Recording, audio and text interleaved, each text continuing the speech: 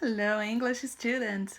Welcome to your English class number 29 of the intermediate level.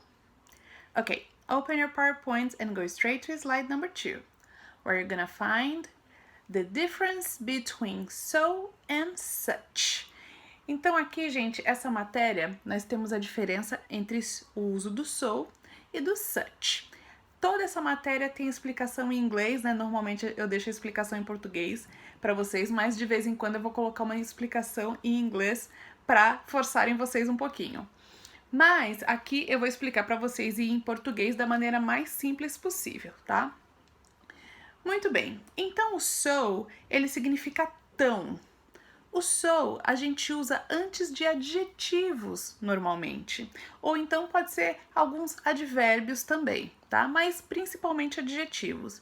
Então a gente fala assim, tão bonito, tão quente, tão grande, a gente vai usar o so. So beautiful, so big, so hot. Agora, o such, a gente pode traduzir como tão, né? E também a gente pode usar só para dar ênfase, para deixar o substantivo ou adjetivo, dependendo da frase, mais forte.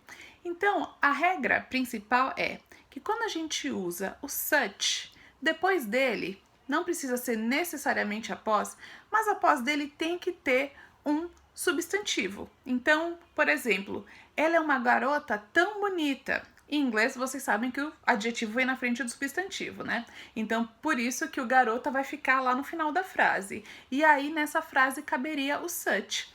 She is such a beautiful girl. Ou, se eu fosse usar o so, eu teria que usar assim. That girl is so beautiful. Então, eu já teria que usar o substantivo antes, né? E o such a gente usa depois. Quando a gente não usa para falar de um substantivo, aliás, de um adjetivo, a gente pode usar para falar de um substantivo. Que, por exemplo, a gente tem uma questão de falar assim, você é um anjo. Em inglês, eles vão usar o such, só para dar mais ênfase, para deixar mais forte. You're such an angel. Mas não vai ter nenhuma tradução, tá? Vai ser essa mesma a tradução que eu falei. Você é um anjo.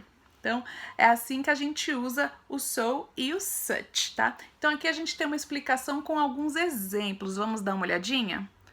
Então, vamos lá. Grammar explanation. We can use so and such to intensify adjectives, adverbs and nouns. Então, nós podemos utilizar o so e o such para intensificar adjetivos, advérbios e substantivos, né?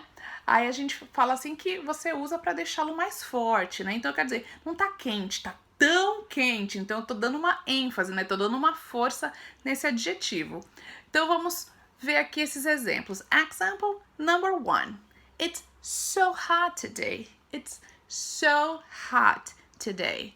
Example number 2. She looks so young in that photo.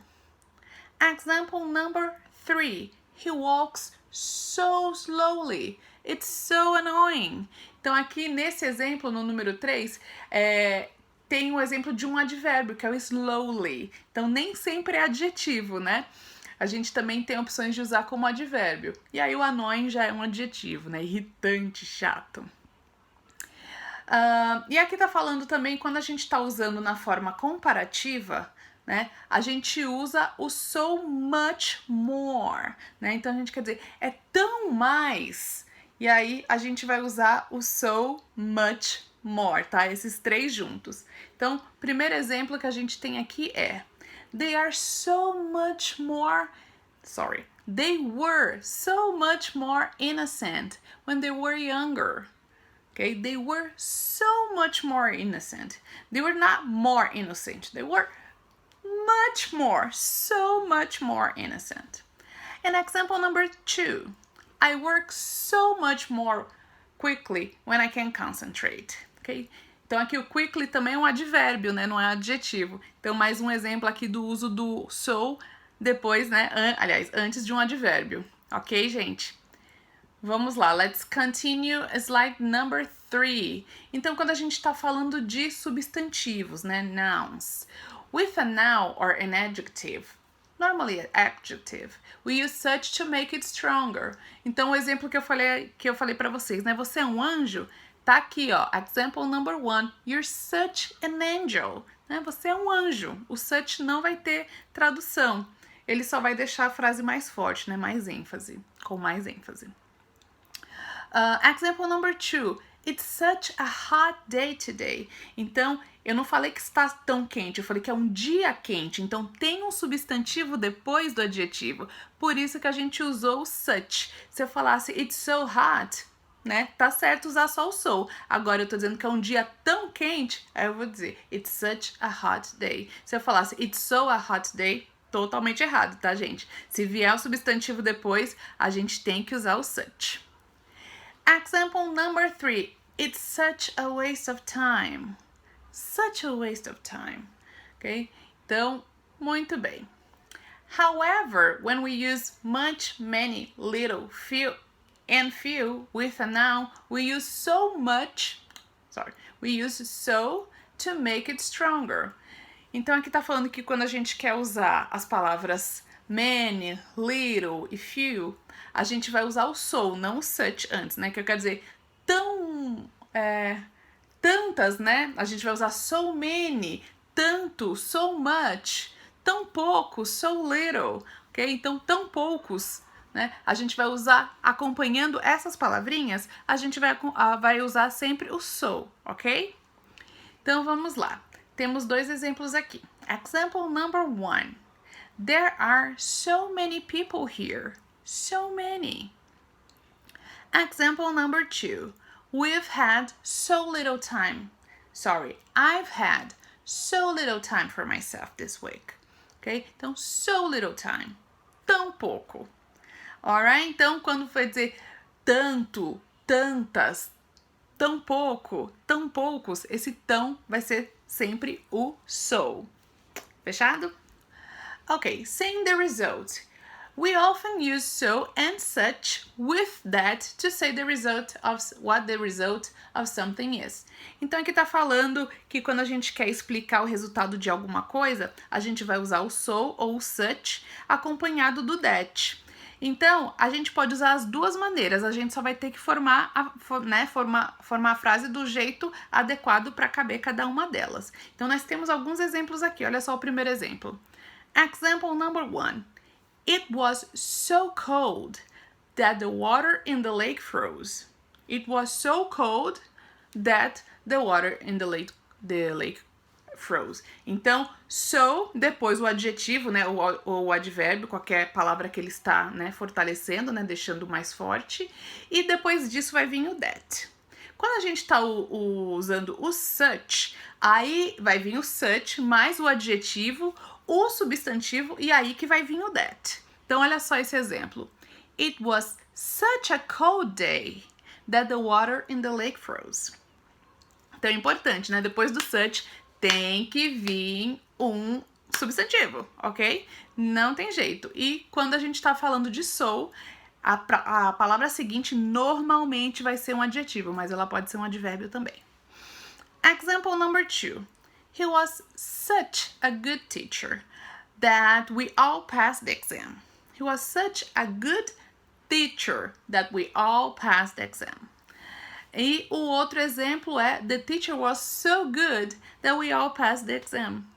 Okay? Então, só muda aí a ordem do substantivo, né, do sujeito ali da frase para poder caber o so ou o such. Ok, gente? Então, essa é a gramática de hoje. Não é muito complicada, é muito questão de costume também, que daqui a pouco sai automático, você consegue usar o so e o such de maneira tranquila, tá? Mas qualquer dúvida, vai anotando e a gente conversa sobre essas dúvidas na aula. Muito bem, aqui a gente vai ter um vocabuláriozinho de algumas formas de escrita, né? Então, nós temos o writing, escrita, no slide number 4. Ok, how to say these terms in English. Então, como dizer esses termos em inglês? Então, vamos lá. Alfabeto, a gente pode falar alphabet ou ABC, né, que é o abecedário, o ABC, como a gente fala em português também. Letra maiúscula é capital letter, capital letter. Letra minúscula é lowercase, lowercase. Letra de mão, handwriting. Handwriting. Então, se você quer elogiar a letra de alguém, fala, que letra bonita. Fala, oh, you have a beautiful handwriting. Letra de forma, block letter. Block letter. Digitar é type. Negrito, né? Quando você está procurando negrito, de repente o computador está em inglês, ele vai estar ali com um Bzinho, ó, de bold. Sublinhar é underline. Destacar, highlight. Normalmente a gente fala de highlight quando a gente tem aquelas canetas marca-textos, né? Que a gente consegue deixar bem marcadinho. Então a gente pode considerar isso como highlight. Soletrar é spell, né? To spell. Soletração é spelling. Consoante é bem parecida, é consonant. Vogal, vowel. E acento é accent. Exatamente, accent, igual a gente fala sotaque. Então, sotaque e acento é a mesma coisa. In English. Okay, let's continue. Let's go to slide number 5. We have 10 reasons to not text and drive. Ok? Então, aqui é a nossa parte de texto da aula, né? Então, nós temos 10 motivos para não enviar mensagens pelo celular e dirigir ao mesmo tempo, tá? Então, aqui é um artigo, né, de um site de advogados dos Estados Unidos. Vai ter alguns termos mais avançados, né? Mas aqui tem toda a tradução para ajudar vocês, ok? Então, vamos começar? Bora lá. Number 1.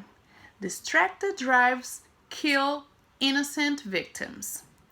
The most important reason to not to text and drive is the simple fact that it often kills people. Okay? Just that. Example number 2.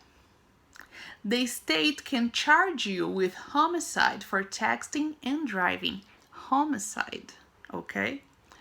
Texting and driving can result in homicide charges. Number 3, texting while driving is illegal and has consequences. Even if the victim of an accident survives, the state can still charge a texting driver with other crimes, such as reckless driving. Number 4, texting and driving is more dangerous than drinking and driving. Just one little note about number 2. You can be charged with homicide, of course, if you're texting and you run over somebody and this person dies. So, yes. Oh, no, I didn't mean to do it. Well, you were texting, so, you knew this could happen. Continue. Number 4. Texting and driving is more dangerous than drinking and driving. Most drivers are aware of the risks of drunk driving. They take steps to prevent it by designating a sober driver or using the many ride-share services, such as Uber, that have become so convenient and widely available. So they are saying here that people are more concerned and more aware to not drive when they're drunk, when they drink. They are like used to, okay, let's get someone who didn't drink to drive. Let's get a taxi. So they find more solutions to avoid it. But nobody avoids, not nobody, but many people don't think like, oh, I'm not gonna text and drive. I'm not gonna do it. So people are more conscious about drinking and driving than texting and driving in general. Continue. Number 5. There are many hands-free options. So remember, this text is from an American website. So we know that cars here maybe are not so developed, but also here we have like cars with some Bluetooth and Wi-Fi options that you can use. And still, like, if you want to reply a text, if it's an emergency, you can stop the car and answer it, or, wait until you get home. But let's continue here. So this number 5. Many technologies can reduce the risk of using your phone while driving. Voice-to-text features can help you send messages. Hands-free options can use earbuds or Bluetooth. Number 6, the consequences of texting and driving fatality. If the victim dies, you can be charged with homicide and still face a wrongful death lawsuit from the victim's family. Number 7, it sets a bad example for teen drivers, elderly drivers, and new drivers. You might not realize it, but you are setting an example for other drivers every time you get behind the wheel, especially if there is anyone else in the car with you. So give a good example. Don't text and drive. Number 8, it is very easy to pull over. If you're expecting an urgent call, text, or email, simply pull over before you check your phone. So this is not so hard, is it? Number 9, your text messages can and will be used against you in a court of law. If you are involved in an auto accident, the first thing a prosecutor will certainly do is to demand your cell phone records. So you cannot hide. They're gonna find out if you're texting while driving. And finally, number 10, you can just run away from statistics. You are 23 times more likely to be involved in an auto accident if you read or send text messages while driving. 23 times. All right, so we have some information here about texting and driving. Let's go to the vocabulary for today's class, which is a driving vocabulary. So it has everything to do with it. So we have acelerador, which is gas, embreagem, clutch, freio, brake, congestionamento, it's traffic jam, apenas carga e descarga, you know those signs? Sabe aquelas placas? Carga e descarga? Lá você vai ver escrito loading and unloading only.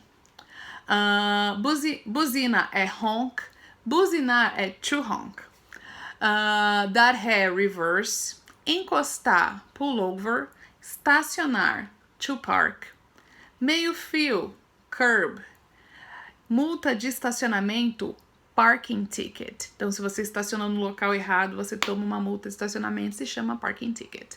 Multa por estacionar por um período maior que o pago, overtime parking. Então, aqui no Brasil não tem isso, mas nos Estados Unidos, se você for estacionar em alguns lotes que tem assim nas ruas, você paga por um período. Então, se você deixar o seu carro lá além desse período que você pagou para deixar o carro, você toma uma multa que não vale a pena. Então, é melhor você pagar o período assim com um pouquinho de folga para não correr o risco de tomar uma multa. Bom, continuando, nós temos multa de velocidade, que é speeding ticket. Pneu step se chama spare tire. Então, esse spare é uma palavra muito legal também, porque spare é qualquer coisa que você tenha extra, assim, que você tenha sobrando. Por exemplo, você tem um par de tênis e aí você tem um par de tênis extra. E alguém pergunta, eu não trouxe meu tênis, você tem um par de tênis extra? Eles não vão perguntar, do you have an extra pair of shoes? Eles podem até perguntar, mas eles vão usar, do you have spare tennis shoes that I can borrow? Então, você tem um par de sapatos extras que eu posso pegar emprestado? Então, spare é muito usado nessa questão de extra, né? Você tem mais um spare, né? Que tem a ver com step, né? Que é uma coisa que fica em caso de necessidade. Continuando, nós temos teste do bafômetro, que é breathalyzer check. Breathalyzer check. Tomar multa é get a ticket. Então, tomei uma multa, I got a ticket. E vaga para portadores de deficiência. Então, às vezes você pode ver alguma plaquinha também escrita, além daquele desenho que deixa muito claro que aquela vaga é específica para pessoas com necessidades especiais, né? Mas, se você vir a plaquinha, você já sabe que é chamado de handicap spot, ok? Handicap. é para pessoas com deficiências, né? Então também, se você for num hotel e alguém falar assim, os quartos que eu tenho disponíveis são handicap. Handicap é para quartos adaptados para pessoas com deficiência. Então você vai ver barras no banheiro, você vai ver um quarto todo adaptado. Às vezes é um quarto bom, mas normalmente não. Então, se tiver só handicap, melhor você procurar outro hotel. Continuando, nós temos aqui agora, slide number 8, um vocabulário, aliás, um diálogo. Learning how to drive. Então a gente tá, né, falando bastante de direções. Vamos continuar aqui, né, falando sobre dirigir no nosso diálogo. Então é uma conversa entre um instrutor, né, de direção e um aluno, uma pessoa que está aprendendo a dirigir, ok? Então eu vou fazer os dois personagens, vocês prestem atenção aí na pronúncia. Então vamos lá. Are you buckled up? Are you buckled up? Yes, sure. Check the mirrors and start the car. Which direction should I take? Make a left on the next street. How far do you want me to go? I'll tell you when to stop. Just make sure to tell me beforehand. You don't need to worry about that. Now, make a U-turn and let's go back to where we started. Okay. You can park here. How did I go? You don't need to be afraid to press the gas. If you don't change the gear, the car won't accelerate as much. But besides that, I think you're ready for our driving test.